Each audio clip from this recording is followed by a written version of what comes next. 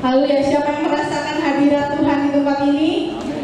Haleluya. Nah sekarang bagaimana sebenarnya kita tahu kalau ada hadirat Tuhan? Karena adanya damai sejahtera. Jadi apapun yang kita alami kemarin atau bahkan pagi ini yang mungkin mengusik hati kita dan pikiran kita akan kalah sama yang namanya hadirat Tuhan. Karena yang hadirat Tuhan mendatangkan damai sejahtera, amin. Tapi yang hanya terjadi kalau kita mau buka hati kita. Jadi Bapak Ibu Saudara, kita semua semua setuju ya kalau Tuhan Yesus membawa damai sejahtera dalam hidup kita, amin. Tuhan Yesus Jehovah Shalom, sumber damai sejahtera. Siapapun senang dan berkenan berada di dekat orang yang membawa damai. Semuanya boleh bilang sama kanan kirinya, katakan kamu adalah pembawa damai. Kamu adalah pembawa damai. Amin. Nah saudara, kita tahu kalau Tuhan adalah pribadi yang sempurna, yang penuh kasih. Kita tahu semua yang baik ada di pribadi Tuhan. Tapi terkadang itu bisa jadi excuse atau suatu excuse untuk kita nggak melakukan hal yang sama. Kayak kita kan nggak sempurna, Tuhan kan sempurna, kita enggak.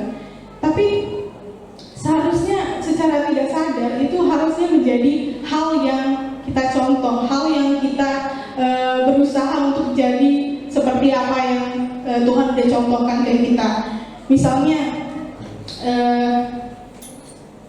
Tuhan ngajarin kita untuk mengampuni atau memaafkan 70 kali, 7 kali. Tapi terkadang secara nggak sadar kita nggak sungguh-sungguh mengampuni orang, hanya sekedar di mulut saja. Kayak memang ini seringkali terjadi secara nggak sadar ya, bukan secara sadar.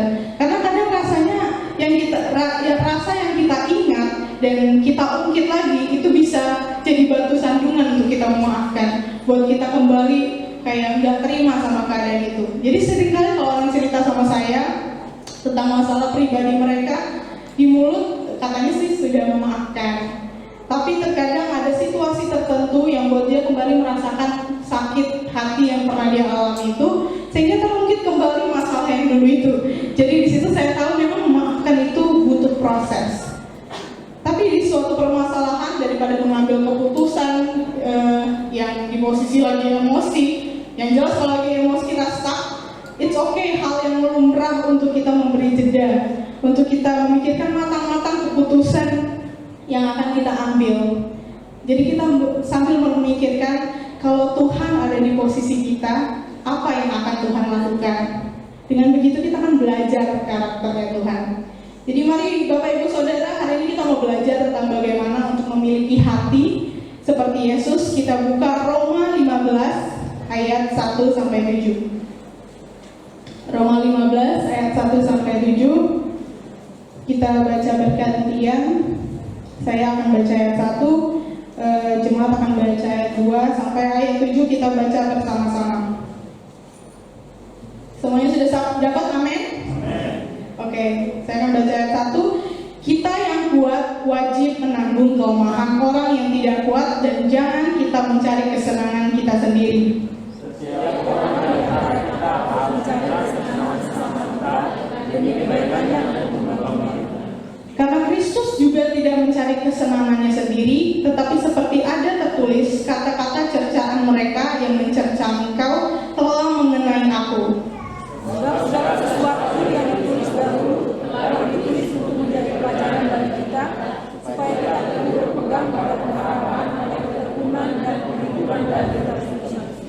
Semoga Allah yang adalah sumber ketekunan dan penghiburan mengaruniakan kerukunan kepada kamu sesuai dengan kehendak Kristus Yesus. Sehingga dengan satu hati dan satu suara mengamalkan Allah Bapa dari Yesus. Ayat 7 bersama-sama, 2, 3 ya. Sebab itu terimalah satu akan yang lain, sama seperti Kristus juga telah menerima kita untuk kemuliaan Allah. Amin. Tema kita pagi hari ini adalah melayani dengan karakter Tuhan. Nah, Bapak Ibu Saudara, beberapa minggu yang lalu kita mendapatkan form pelayanan. Semua dapat ya? Kalau belum dapat, nanti setelah ibadah juga bisa diambil lagi dengan saya. Yang kita isi dan kita kumpulkan. Yang belum pernah mendapat, mungkin nanti kita omongin, nanti kita boleh kasih lagi. Nah, jadi ini memang sebelum melayani kita harus tahu apa arti melayani itu, apa arti pelayanan itu sendiri, dan apa tujuan kita untuk melayani. Karena di dalam pelayanan, baik di gereja atau di komsel bagi yang lebih kecil atau di luar gereja bahkan, pasti akan banyak sekali tantangan yang menguji kita. Ayat 1 dikatakan, kita yang kuat wajib menanggung kelemahan orang yang tidak kuat, dan jangan kita mencari kesenangan sendiri. Seperti setiap orang di antara kita harus mencari kesenangan sesama demi kebaikannya untuk membangunnya. Karena Kristus juga tidak mencari kesenangannya sendiri. Nah, apa maksudnya di sini? Bukan berarti orang yang kuat berarti lebih menderita, bukan. Kita percaya kita semua dibentuk dengan cara yang berbeda-beda, amin. Kita semua dibentuk dengan cara yang berbeda-beda. Cara yang saya dibentuk dari kecil mungkin berbeda dari cara Meiling dibentuk dari kecil. Karena yang pertama jelas kami punya lingkungan yang berbeda, kami punya orang tua yang berbeda. Tapi cara saya dibentuk pun berbeda dengan cara misalnya Jiwo dibentuk pun. Walaupun kami punya orang tua yang sama. Jadi cara apa aja yang digunakan untuk membentuk saya mungkin nggak bisa cara yang sama digunakan untuk membentuk Gio. Bisa saja cara yang menurut saya keras biasa aja menurut orang lain. Jadi orang yang nggak kuat untuk menghadapi orang yang lebih lemah, kita turunkan standar kita, mau memahami orang yang lebih lemah. Nah, orang yang lebih lemah ketika di posisi yang merasa tertekan, cara lain selain memutuskan untuk mundur, kita harus memposisikan seperti yang saya bilang tadi, apa ya yang akan Tuhan lakukan kalau Tuhan ada di posisi saya. 2 hari yang lalu, selama 2 hari dari Kamis dan Jumat, saya mengikuti sebuah seminar online, webinar online yang sempat direkomendasikan oleh Pastor Jimmy. Dan saya sangat diberkati dengan webinar itu. Pembicaranya adalah seorang konsultan yang namanya Dr. Jacob Ezra. Seorang yang sangat luar biasa. Saya sampai waktu ngelihat dia ngomong, saya terkagum-kagum karena hikmat yang terpancar dari kata-katanya dan pola pikirnya. Dari situ juga saya belajar tentang selalu mempertimbangkan apa yang akan Tuhan lakukan kalau Tuhan ada di posisi saya. Bukan berarti saya mengatakan kita lemah atau yang lebih kuat berarti kasar, bukan. Tapi yang bisa menilai Anda adalah Anda sendiri. Jadi yang pertama, untuk melayani dengan karakter Tuhan, kita harus mengenali diri kita dan orang lain, mengenali diri sendiri dan orang lain. Hamba yang gak mikirin diri sendiri itu tahu apa kelemahannya. Jadi setiap kita pasti punya kelemahan yang berbeda-beda, punya kelebihan yang berbeda-beda. Tapi kita yang paling penting, kita harus tahu kelemahan kita. Karena kalau kita tahu kelemahan kita tahu apa yang harus kita lakukan gimana dia orangnya begini, berarti saya yang sifatnya kayak gini gak cocok untuk gituin dia. Kita harus cari cara lain gitu. Jadi lanjutan dari ayat 3 tadi, karena Kristus juga tidak mencari kesenangannya sendiri, tetapi seperti ada tertulis, kata-kata cercaan mereka yang mencerca engkau telah mengenai aku. Dalam versi bahasa Inggris tadi ada saya berikan Amplified, yang tadi saya pisahkan, bukan yang ini versinya. Jadi saya bacakan, for even Christ did not please himself, but as it is written in Scripture, the reproaches of those who reproach you, the Father. Jadi tadi yang dibilang mencerca engkau itu adalah Tuhan Allah Bapa fell on me. The reproaches of those who reproach you, the Father, fell on me, the Son. Itu versi Amplified. Jadi di situ dikatakan Tuhan sangat mengasihi Bapaknya sampai cercaan yang untuk Bapaknya, dia pun turut merasakannya. Dia pun turut merasakan kesedihan itu. Kayak dia pun merasakan cercaan itu. Apalagi kita yang ciptaannya juga dikasihi Allah Bapa, dan bahkan Yesus Kristus yang bela-belain mati untuk menebus dosa kita. Ketika kita menangis, dalam Yohanes 11 ayat 35 dikatakan, maka menangislah Yesus. Allah kita adalah Allah yang penuh belas kasihan, Bapak Ibu Saudara. Bahkan ketika kita menangis karena ada hal yang menyakiti kita, Yesus pun menangis bersama-sama dengan kita. Tapi apa? Tuhan tidak pernah mengeluh. Tuhan tidak pernah mengeluh. Tuhan menangis, hatinya pun bisa tersentuh, tapi dia nggak pernah mengeluh. Yohanes 11 saat semua saudara Lazarus menangis, hati Tuhan tersentuh. Lebih dari apa yang mereka pikirkan, Tuhan mengubahkan keadaan itu. Tuhan membangkitkan Lazarus. Jadi ketika hati kita sedih, hati kita mungkin tersakiti, Tuhan ikut juga tersentuh. Tuhan juga mau memutarbalikkan keadaan itu. Tuhan mau memulihkan keadaan itu. Jadi Bapak Ibu Saudara, jangan pernah melupakan di mana ada hati yang hancur, kita ambil sikap yang berserah kepada Tuhan.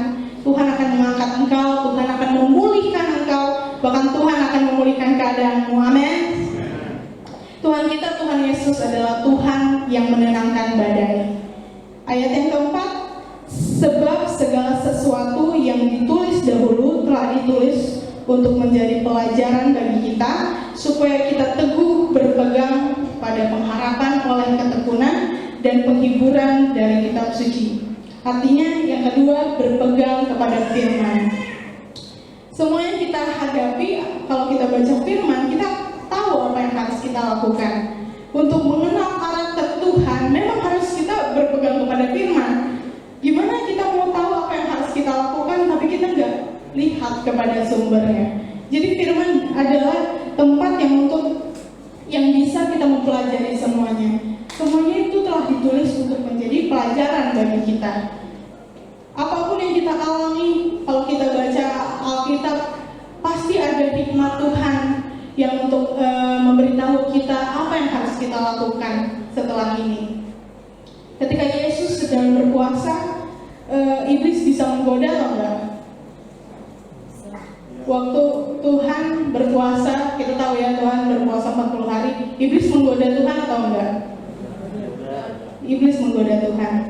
Tentu, iblis bisa menggoda siapapun, sekalipun Yesus. Tapi Tuhan memilih untuk tidak tergoda. Kita kan punya pilihan untuk tidak tergoda. Dalam Matius 4 dikatakan, kalau engkau anak Allah, perintahkanlah supaya batu-batu ini menjadi roti. Di saat itu Tuhan memang Allah 100%, tapi Tuhan juga manusia 100%. Sehingga wajar ya dia lapar setelah 40 hari dia berpuasa. Tapi Tuhan menang. Tuhan menang dengan memilih tidak tergoda, untuk tidak tergoda. Kadang memang jika kita hidup ya secara jasmani ataupun rohani sedang lemah atau capek, disitulah pencobaan seringkali datang. Saya aja kalau dia lapar gitu kan, apalagi kalau siang-siang, kadang ada aja yang nggak pernah traktir, tiba-tiba ayo aku traktir. Padahal orang lagi diet, udah tahu orang lagi diet, makanya diajak itu mau traktir gitu. Nah di situnya biasanya godaan itu lebih berpengaruh. Di dalam pelayanan kita pun semakin menumpuknya hal-hal yang mengganggu kita, mengganggu hati dan pikiran kita, bisa saja pencobaan itu datang dan mungkin lebih mudah menggoyahkan kita. Tapi katakan kepada pencobaan itu, saya memilih untuk menang. Mari semua kita katakan, saya memilih untuk menang. Saya memilih untuk menang. Ya, yang ketiga, memilih untuk menang dari pencobaan. Jadi untuk dapat melewatinya, untuk dapat melewatinya, kita memilih untuk melewatinya, untuk mundur, itu nggak bisa diatur, bukan diatur oleh masalah kita, Bapak Ibu Saudara. Itu adalah pilihan kita untuk menghadapinya atau menyerah. Tentu kita, kalau kita mau mengikuti karakter Tuhan, Tuhan mengajari kita untuk memilih untuk menang dari pencobaan. Amin. Semoga lihat ayat kelima. Semoga Allah yang adalah sumber ketekunan dan penghiburan mengaruniakan kerukunan kepada kamu sesuai dengan kehendak Kristus Yesus, sehingga dengan satu hati dan satu suara kamu memuliakan Allah dan Bapa Tuhan kita Yesus Kristus. Jadi Tuhan Yesus tuh menghendaki kerukunan, ya. Memang untuk menjadi rukun kita perlu melibatkan diri kita sendiri. Dalam suatu gereja, ketika yang satu udah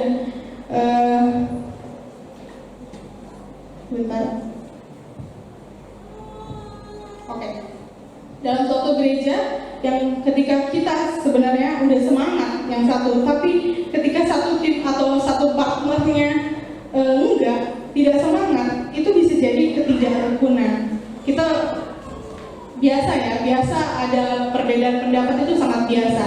Tapi kalau semangat dan tidak semangat, memberikan sepenuhnya dan tidak memberikan sepenuhnya, itu hal yang berbeda. Jadi itu bisa menjadikan suatu hal yang tidak membuat kerukunan. Perlu keinginan dan tindakan dalam suatu upaya untuk terlibat. Jadi setiap kita di sini, misalnya saya mau melayani di bidang musik, libatkan dirimu belajar. Misalnya saya mau belajar gitar, libatkan dirimu untuk belajar gitar, latihan lagu-lagu, betul-betul kerahkan semuanya untuk latihan. Untuk gitar, kita harus memberikan yang sepenuhnya. Misalnya kita mau tampil di acara sekolah atau tampil di acara luar gitu kan, kita pasti mempersiapkan yang terbaik. Masa kita nggak mau memberikan yang terbaik kalau kita ada di gereja? Dan misalnya juga, saya mau melayani di bidang usher, libatkan dirimu, tahu arti usher yang sebenarnya. Apakah kita harus senyum atau enggak? Ya udahlah, gimana aja, yang penting jemaat dapat warta dan dapat amplop. Tapi untungnya usher titiban punya senyum yang sangat menyukakan hati, amin. Belum pernah saya lihat usher titiban yang senyumnya kecut. Jadi semuanya senyum yang penuh sukacita, haleluya. Nah, jadi memang untuk menjadi seorang yang misalnya mengoperasikan multimedia, harus belajar hal-hal tentang multimedia. Jadi nggak ada habisnya kalau belajar. Tiap hari waktu bergerak, misalnya kita nggak kerasa ya, kita udah di bulan 2, entar lagi udah mau bulan 3, kita udah nggak kerasa, ini udah 2021, udah bulan yang kedua. Dan itu setiap hari ada teknologi baru, ada hal yang baru datang, dan itu kita harus pelajari. Bukan berarti kita mau menduniakan diri kita, tapi kita mau gunakan cara-cara itu untuk memuliakan Tuhan, amin. Jadi kita harus bergerak, kita harus melibatkan diri kita untuk belajar, untuk bergerak, untuk memuliakan Tuhan. Jadi yang 4 adalah melibatkan diri. Ayat yang ke-6, sehingga dengan satu hati dan satu suara kamu memuliakan Allah dan Bapa Tuhan kita Yesus Kristus. Jadi kesatuan hati memang adalah hal yang tidak mudah untuk terrealisasikan. Tapi memang susah untuk berjalan jika yang berusaha penuh hanya sebagian orang, yang lainnya mungkin pasif. Itu akhirnya yang menyebabkan pertumbuhan itu tersendat-sendat. ada tertulis visi kita multiplikasi kasih karunia, jiwa-jiwa dan ucapan syukur. Jadi visi yang kita punya itu kita gunakan menjadi alat untuk kita melibatkan diri di gereja Tuhan sebagai gereja Tuhan, agar visi itu pun menjadi pedoman kita untuk melakukan yang terbaik dalam pelayanan kita. Amin. Sebab itu ayat 7, terimalah satu akan yang lain, sama seperti Kristus juga telah menerima kita untuk kemuliaan Allah. Nah, ini juga jadi bagian penting di mana kita semua semua yang ada di sini dari kecil sampai besar, bukan hanya hamba-hamba Tuhan untuk menjangkau orang-orang di sekitar kita. Kita lihat samping kanan kiri kita, mungkin ada yang kita belum kenal, mungkin ada wajah baru, atau yang udah sering lihat sih, tapi kita belum pernah kenalan gitu. Jadi itu semua kita harus ambil bagian untuk menjangkau jiwa-jiwa. Hamba Tuhan kadang kami pergi ke Tanjung Priok untuk pelayanan, jadi kami langsung pergi. Jadi banyak yang harus kami lakukan. Seperti Kak Ratna sekarang Pastor Ratna lagi di Sagulung untuk berkhotbah. Jadi kita yang di sini adalah alat-alat Tuhan yang juga, bukan cuma hamba-hamba Tuhan. Kita harus menjangkau orang-orang yang bahkan samping-samping kita kanan kiri, kita harus menjangkau. Amin. Setelah ini saya berharap semuanya nggak langsung pulang dan langsung melakukan firman Tuhan. Amin. Jadi ketika dikatakan di visi 2021 multiplikasi jiwa-jiwa, itu adalah di mana kita semua satu hati dan satu suara untuk menjalankan visi tersebut. Amin. Sama seperti Kristus yang menerima setiap kita, bagaimanapun terkadang bagaimanapun kita melakukan mungkin hal yang mungkin mendukakan hati Yesus, mendukakan hati Tuhan, Tuhan tetap setia menerima kita. Jadi mari Bapak Ibu Saudara, kita bekerja sama untuk melakukan hal yang berkenan, yang dikehendaki Tuhan di dalam pelayanan kita. Jadi kalau kita bersama orang-orang sepelayanan kita, biarlah kita membahas hal-hal yang seperti masalah yang seperti bagaimana ya cara menjangkau dia tuh orangnya kayak gini, jadi kita mungkin harus pakai cara yang seperti ini. Bagaimana ya cara menjangkau si B, dia tuh baru masuk, dia baru pengen gimana supaya dia aktif dalam pelayanan, dia udah lama bergereja tapi dia belum pelayanan. Jadi biarlah bahasan-bahasan permasalahan seperti itu yang menjadi bahasan kita sekarang, bukan yang kayak masalah yang bahkan memprovokasi satu sama lain. Itu bukan bahasan yang dikehendaki Tuhan. Jadi firman hari ini juga nggak bisa mengubah saudara. Saya nggak bisa mengubah saudara-saudara sekalian. Yang bisa mengubah hanya diri Anda sendiri. Jadi kita setidaknya hari ini tahu hal yang penting, melayani dengan hati yang penuh dengan kasih Tuhan. Karena gak ada kasih yang lebih besar dari kasih Yesus, gak ada contoh yang lebih konkret daripada Tuhan Yesus itu sendiri. Jadi mari lebih lagi kita mau mengenal Yesus. Saya pun merasa saya belum cukup mengenal Tuhan. Makanya setiap hari saya mau mengenal Tuhan lebih dalam dan lebih dalam. Bapak Ibu, waktu saya di SOT, waktu itu Pastor Kong baru keluar dari penjara. Saat itu kami ada seperti leaders meeting. Jadi cuma leaders yang ada di situ sama murid SOT. Jadi kami datang ke situ, Pastor Kong di situ menceritakan gimana apa yang dia lakukan waktu dia di penjara. Dia di penjara sekitar 800-an hari, sekitar 2 tahun lebih. Jadi dia di situ punya satu kotak. Mereka masing-masing punya satu kotak dan di situ berisi hal-hal yang mereka perlukan. Ada seperti alat olahraga, pokoknya hal-hal simple yang diperlukan sehari-hari. Tapi Pastor Kong gak pernah berhenti, gak ada itu Alkitab. Jadi Alkitab, dan dia punya juga surat-surat dari istrinya, dari anaknya, bahkan dari leaders yang ada di City Harvest. Jadi dia punya satu Alkitab, dan katanya setiap hari dia kan paling olahraga dan melakukan hal-hal yang lain, makan. tapi dia setiap dia kembali dia selalu membaca Alkitab. Jadi nggak tahu dia udah berapa kali tamat Alkitab selama di penjara, kita nggak tahu karena itu aja kerjaannya kan. Jadi di situ dia katakan, saya merasa saya belum mengenal Tuhan dengan baik, belum cukup mengenal Tuhan. Langsung di situ semua orang bilang, ya kalau Pastor Pong aja bilang gitu, gimana kita sebenarnya? Jadi kerendahan hati Pastor Pong itu menginspirasi saya. Kadang kita merasa kita mungkin udah cukup mengenal Tuhan, ya udahlah, kan gitu-gitu aja, setiap pelayanan kita juga gitu-gitu aja. Tapi kita lupa, kita harus melibatkan diri lebih lagi dalam pelayanan kita.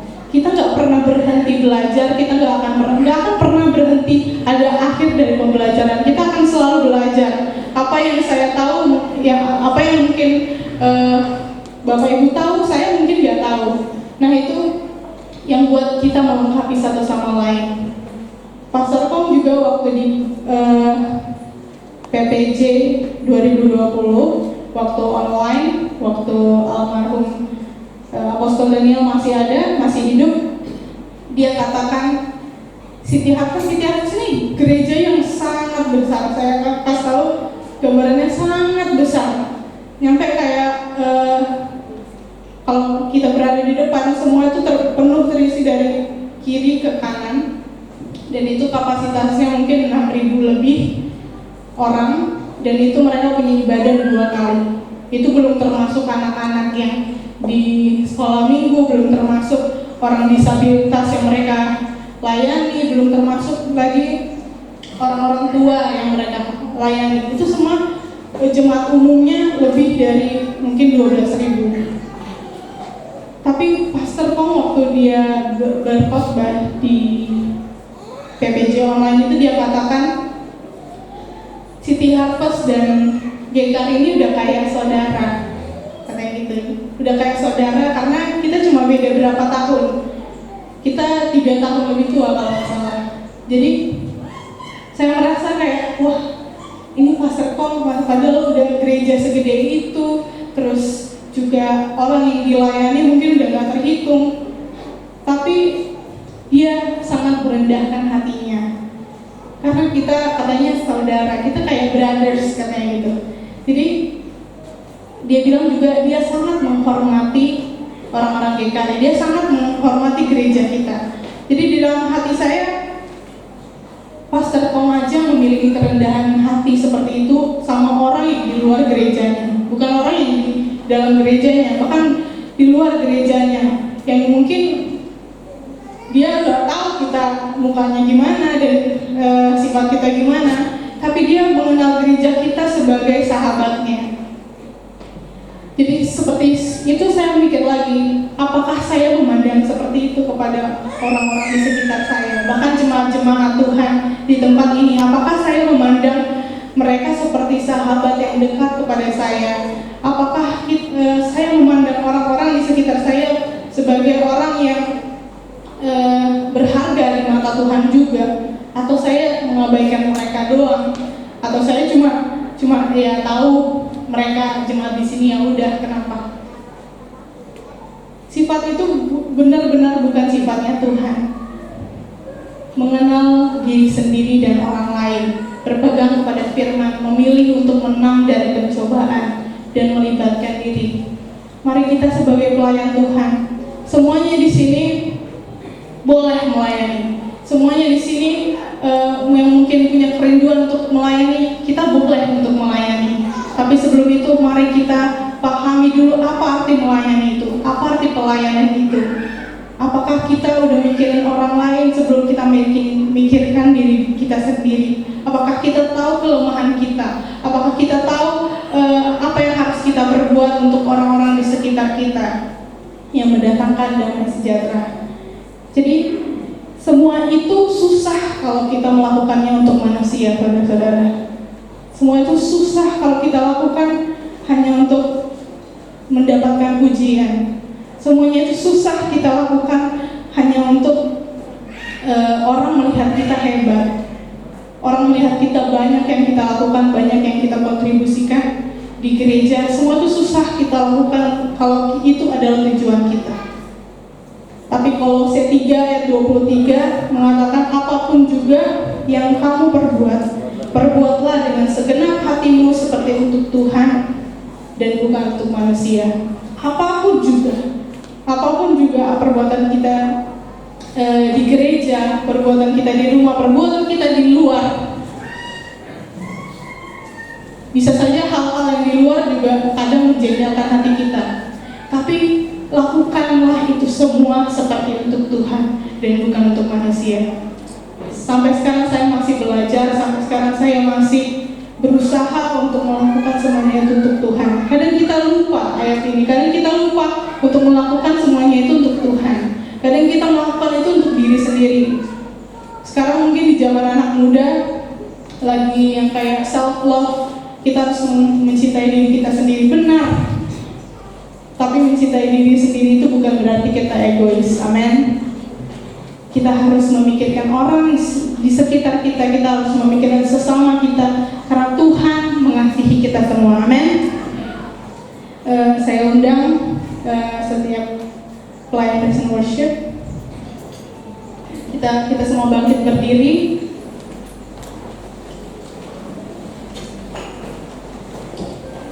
Terima kasih Tuhan Yesus. Terima kasih Bapa. Tuhan, hari ini firman ini adalah tentang-Mu. Hari ini dalam firman ini kami menyadari kami mau mengikuti karakter Yesus. Kami mau hidup bagi Yesus. Kalau Tuhan Kau mengizinkan kami untuk hidup, kami mau hidup untuk Engkau Tuhan. Apapun masalah kami, apapun kata orang lain, apapun yang kami alami, dunia gak bisa menghentikan kami dari kasih Tuhan. Bahkan setiap kami Tuhan Yesus juga mau untuk melayani-Mu, untuk melibatkan diri kami sepenuhnya. Bahkan di setiap permasalahan kami mau memilih untuk menang. Terima kasih Yesus. Kalau Aku hidup lagi. Kalau Aku hidup bagimu, hatiku tetap menyembah-Mu. Dunia tak bisa menjauhkanku dari kasih-Mu.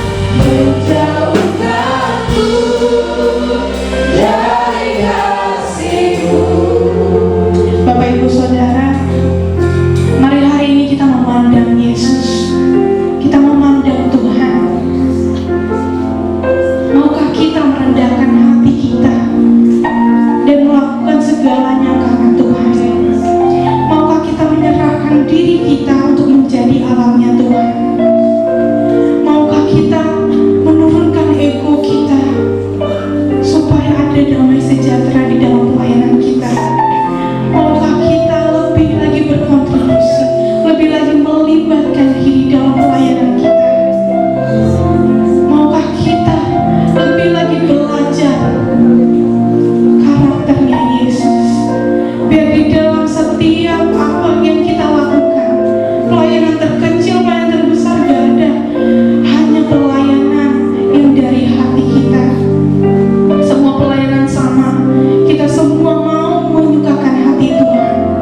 Biarlah kita menyenangkan hati Tuhan.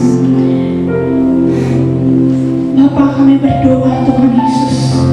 Bapa, kami mau menyerahkan hati kami sepenuhnya. Engkau yang mengetahui kami, Engkau yang memilih kami. Bahkan sebelum dunia dijadikan, walaupun kami ada di dalam kandungan Tuhan, Engkau sudah memilih kami. Semua jalan hidup kami Tuhan Yesus, ini semua bagi-Mu Tuhan Yesus. Hari ini adalah tentang-Mu Yesus. Mari kita angkat tangan kita. Tuhan, pakai kami. Tuhan, pakai kami lebih lagi Tuhan Yesus. Kami mau serahkan hidup kami. Kami mau melayani Engkau. Kami gak mau menjadi orang yang pasif. Kami gak mau menjadi gereja yang pasif. Kami mau menjadi gereja yang aktif. Kami mau menjadi alat-alat-Mu Tuhan Yesus. Biarlah Engkau pakai kami dimanapun bidang kami Tuhan Yesus. Biarlah kami tahu kelebihan dan kelemahan kami. Biarlah kami tahu cara-cara menghadapi orang-orang yang di sekitar kami. Cara-cara menghadapi orang-orang yang menjadi partner kami dalam pelayanan Tuhan Yesus. Tuhan Yesus, Engkau membela kami. Engkau penuh belas kasihan. Apapun yang kami hadapi, Engkau membela kami. Engkau mengasihi kami Tuhan Yesus. Kalau ku hidup bagimu, hatiku tetap menyembah-Mu. Dunia tak bisa menjauhkanku dari kasih-Mu. Selama ku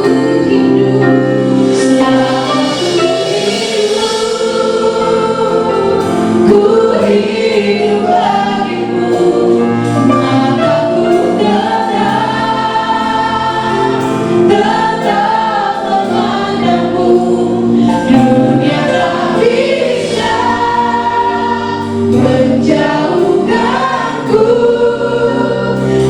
dari kasih-Mu. Kita katakan, kalau ku hidup bagimu, hatiku tetap menyembah-Mu. Dunia tak bisa menjauhkanku dari kasih-Mu.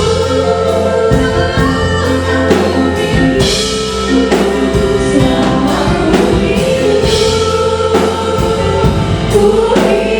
bagimu. Mataku tetap memandang-Mu.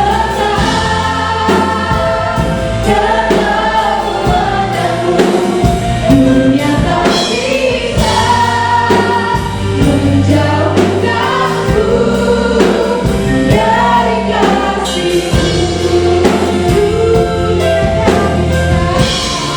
kasih-Mu. Dunia tak bisa menjauhkanku dari kasih-Mu. Dunia tak bisa menjauhkanku dari kasih-Mu. Haleluya. Tuhan, ini kami gereja-Mu. Dengan satu hati dan satu suara kami memuliakan Allah dan Bapa Tuhan kita Yesus Kristus. Bapa, kami menyerahkan hidup kami sepenuhnya Tuhan. Biarlah Tuhan Yesus firman hari ini Tuhan Yesus, mungkin hamba-Mu gak bisa mengubah setiap jemaat-Mu Tuhan, tapi Tuhan Engkau tahu hati kami.